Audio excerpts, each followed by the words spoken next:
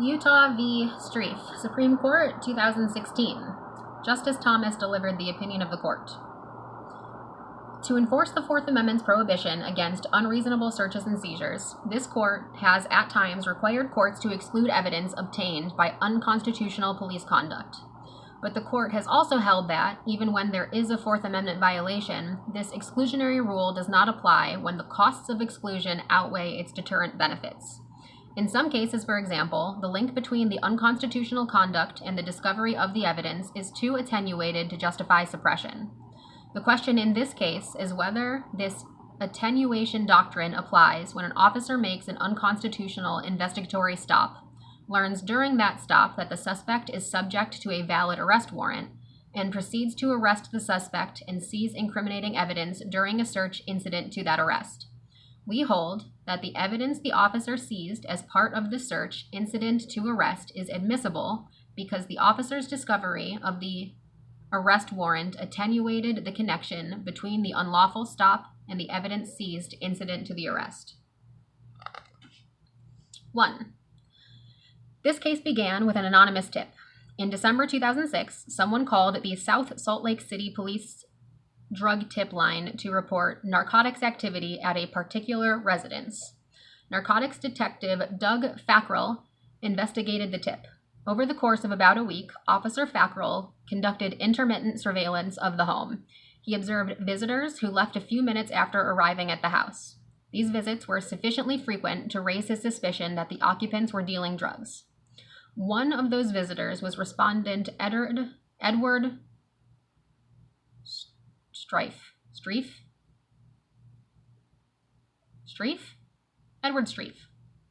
Officer Fackrell observed Strieff exit the house and walk toward a nearby convenience store. In the store's parking lot, Officer Fackrell detained Strieff, identified himself, and asked Strieff what he was doing at the residence. As part of the stop, Officer Fackrell requested Strieff's identification, and Strieff produced his Utah identification card. Officer Fackrell relayed Strieff's information to a police dispatcher who reported that Strieff had an outstanding arrest warrant for a traffic violation. Officer Fackrell then arrested Strieff pursuant to that warrant. When Officer Fackrell searched Strieff incident to the arrest, he discovered a baggie of methamphetamine and drug paraphernalia. The state charged Strieff with unlawful possession of methamphetamine and drug paraphernalia. Strieff moved to suppress the evidence, arguing that the evidence was inadmissible because it was derived from an unlawful investigatory stop.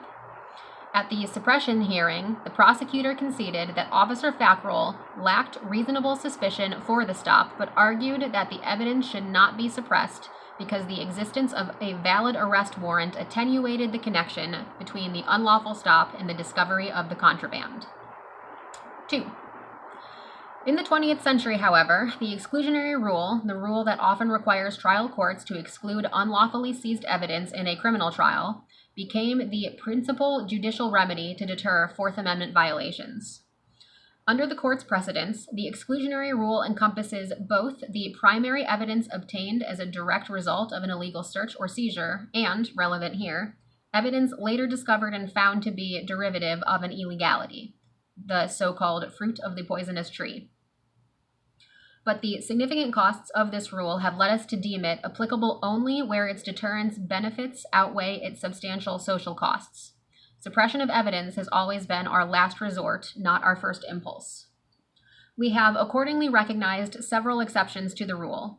3 of these exceptions involve the causal relationship between the unconstitutional act and the discovery of evidence. First, the independent source doctrine allows trial courts to admit evidence obtained in an unlawful search if officers independently acquired it from a separate independent source. Second, the inevitable discovery doctrine allows for the admission of evidence that would have been discovered even without the unconstitutional source. Third, and at issue here, is the attenuation doctrine. Evidence is admissible when the connection between unconstitutional police conduct and the evidence is remote or has been interrupted by some intervening circumstance so that the interest protected by the constitutional guarantee that has been violated would not be served by suppression of the evidence obtained. Turning to the application of the attenuation doctrine to this case, we first address a threshold question: whether this doctrine applies at all to a case like this, where the intervening circumstance that the state relies on is the discovery of a valid, pre-existing, and untainted arrest warrant. The three factors articulated in Brown v. Illinois from 1975 guide our analysis. First, we look to the temporal proximity between the unconstitutional conduct and the discovery of evidence to determine how closely the discovery of evidence followed the unconstitutional search. Second, we consider the presence of intervening circumstances. Third, and particularly significant, we examine the purpose and flagrancy of the official misconduct. In evaluating these factors, we assume, without deciding, because the state conceded the point, that Officer Fackrell lacked reasonable suspicion to initially stop Strieff. The first factor, temporal proximity between the initially unlawful stop and the search, favors suppressing the evidence. Our precedents have declined to find that this factor favors attenuation unless substantial time elapses between an unlawful act and when the evidence is obtained. Here, however, Officer Fackrell discovered drug contraband on Strieff's person only minutes after the illegal stop. In contrast, the second factor, the presence of intervening circumstances, strongly favors the state. In this case, the warrant was valid. It predated Officer Fackrell's investigation, and it was entirely unconnected with the stop. And once Officer Fackrell discovered the warrant, he had an obligation to arrest Strieff. A warrant is a judicial mandate to an officer to conduct a search or make an arrest, and the officer has a sworn duty to carry out its provisions. Officer Fackrell's arrest of Strieff thus was a ministerial act that was independently compelled by the pre-existing warrant. And once Officer Fackrell was authorized to arrest Strieff, it was undisputedly lawful to search Strieff as an incident of his arrest to protect Officer Fackrell's safety. Finally, the third factor, the purpose and flagrancy of the official misconduct, also strongly favors the state. The exclusionary rule exists to deter police misconduct. The third factor of the attenuation doctrine reflects that rationale by favoring exclusion only when the police misconduct is most in need of deterrence, that is, when it is purposeful or flagrant. Officer Fackrell was at most negligent. In stopping Strieff, Officer Fackrell made two good faith mistakes. First, he had not observed what time Strieff entered the suspected drug house, so he did not know how long Strieff had been there. Officer Fackrell thus lacked a sufficient basis to conclude that Strieff was a short-term visitor who may have been consummating a drug transaction. Second, because he lacked confirmation that Strieff was a short-term visitor, Officer Fackrell should have asked Strieff whether he would speak with him instead of demanding that Strieff do so. Officer Fackrell's stated purpose was to find out what was going on in the house.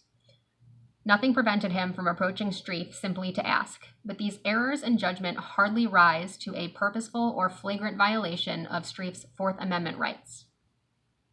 While Officer Fackrell's decision to initiate the stop was mistaken, his conduct thereafter was lawful. The officer's decision to run the warrant check was a negligibly burdensome precaution for officer safety, and Officer Fackrell's actual search of Strieff was a lawful search incident to arrest. Moreover, there is no indication that this unlawful stop was part of any systemic or recurrent police misconduct. To the contrary, all of the evidence suggests that the stop was an isolated instance of negligence that occurred in connection with a bona fide investigation of a suspected drug house. Officer Fackrell saw Strieff leave a suspected drug house, and his suspicion about the house was based on an anonymous tip and his personal observations. Applying these factors, we hold that the evidence discovered on Strieff's person was admissible because the unlawful stop was sufficiently attenuated by the pre-existing arrest warrant. Although the illegal stop was close in time to Strieff's arrest, that consideration is outweighed by two factors supporting the state. The outstanding arrest warrant for Strieff's arrest is a crucial intervening circumstance that is wholly independent of the illegal stop. The discovery of that warrant broke the causal chain between the unconstitutional stop and the discovery of evidence by compelling Officer Fackrell to arrest Strieff. And it is especially significant that there is no evidence that Officer Fackrell's illegal stop reflected flagrantly unlawful police misconduct. We hold that the evidence Officer Fackrell seized as part of his search incident to arrest is admissible because his discovery of the arrest warrant attenuated the connection between the unlawful stop and the evidence seized from Strieff incident to arrest. The judgment of the Utah Supreme Court accordingly is reversed.